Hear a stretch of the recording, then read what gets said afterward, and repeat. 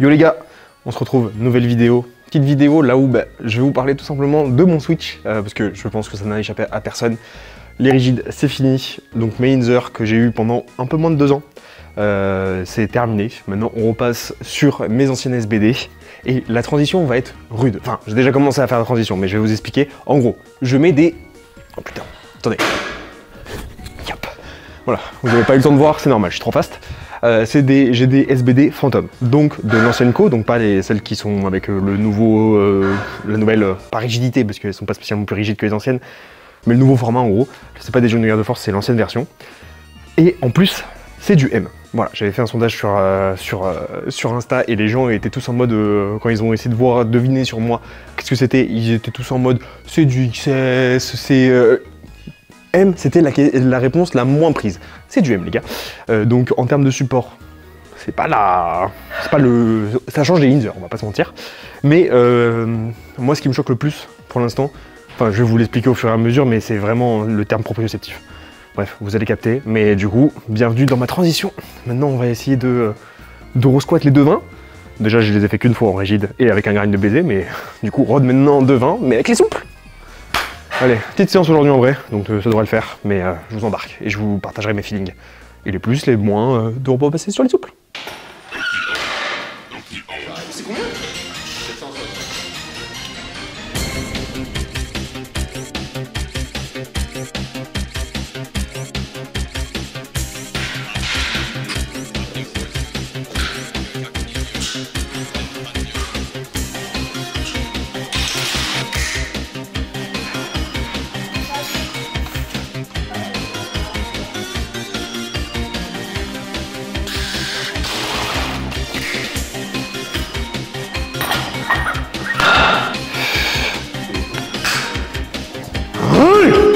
Allez, gros envoi là.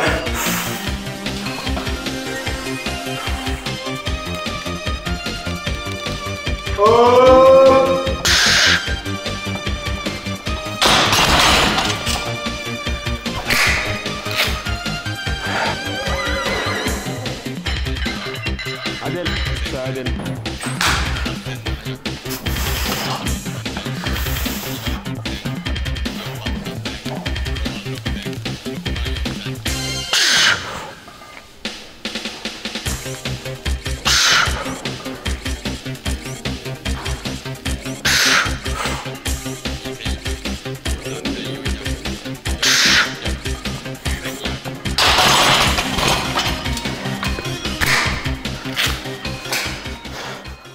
Bon, séance mitigée au niveau du squat, même si en vrai ça va, genre le RPE n'était pas très élevé, RPE 6 max, là 187,5, ce qui est pas horrible dans cette situation-là, parce que du coup nouvelle genouillère, et pour l'instant le plus gros point noir que j'ai avec les souples, c'est la perte de repère au niveau de ma depth.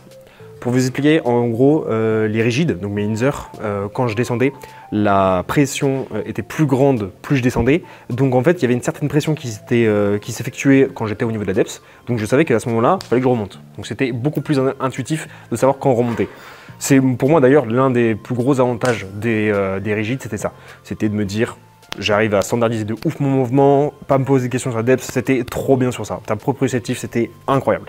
Du coup, avec les SBD qui servent moins,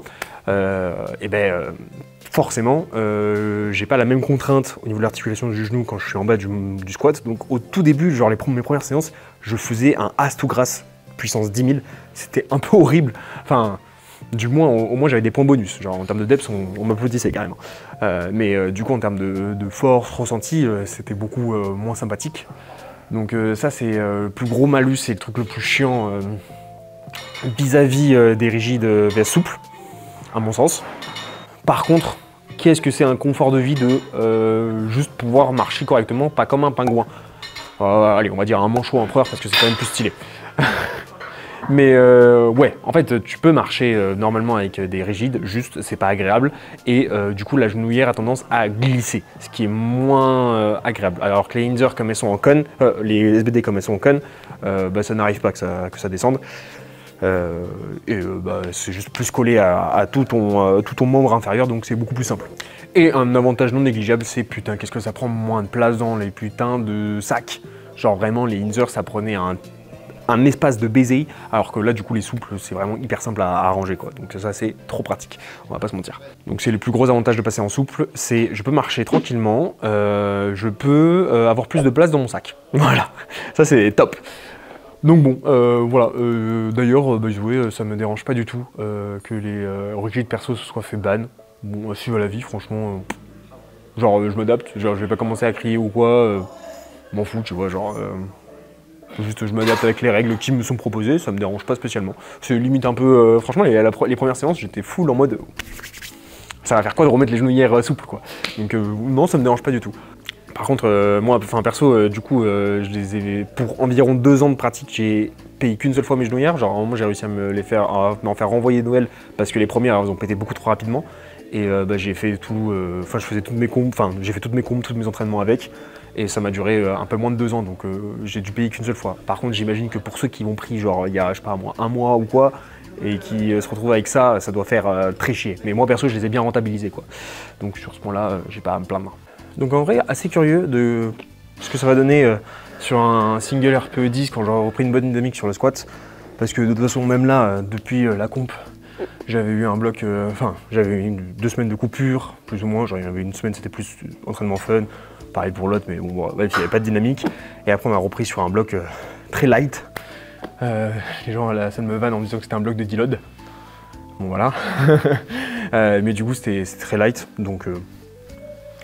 Là pour l'instant j'essaie de recréer une dynamique, donc même quand j'avais repris mes Inzer, j'étais pas spécialement à mon prime level, clairement pas. Donc là je suis assez curieux, je vais voir, j'en parlerai plus dans une prochaine vidéo de quand est-ce que sera ma prochaine comp ou quoi, mais je suis assez curieux de voir ce que je vais donner sur le papier en single. Sinon en termes de ressenti sur les séries et tout, j'étais pas full à l'aise parce que je suis vachement light dans ma belt là, genre j'ai pas assez mangé je pense aujourd'hui en termes de volume. Du coup, mon cran habituel me servait pas assez sur la 187,5, donc c'était chiant. Du coup, sur mon back-off, qui est limite plus challengeant que le top 7, hein, qui est un 4x4 à 167, j'ai mis un cran de moins, enfin j'ai resserré quoi, et donc un cran de plus, je sais pas comment vous le dites vous, mais voilà. Et cette fois-ci, c'était un peu trop serré. Donc en fait, ce que j'ai fait, c'est j'ai fait une technique, j'ai mis un peu de tissu. Genre, je me suis remis à mon cran habituel et j'ai mis un peu de tissu entre la belt et moi pour bah, du coup faire comme un demi-cran. Et là, je me sentais mieux. Donc c'était bien, mais c'était que pour les back-off du coup. Donc bon, dommage. Mais ouais, c'est cool. Et également, j'ai pas dit, mais j'ai fait le total switch. Donc je suis passé de faire toutes mes séances, sachant que j'ai que 2 squats par semaine. Enfin, en fait, j'ai 3 squats techniquement. J'ai 2 squats comp et j'ai un squat pendulum. Donc bon, c'est vous qui voyez si vous comptez le pendulum comme un squat ou pas. Il y a le non-squat techniquement dedans, mais nous on le programme un peu comme un squat maintenant. Et en gros, je faisais tout avec mes genouillères rigides, donc tout avec mes Inzer, sauf le pendulum que je faisais sleeveless.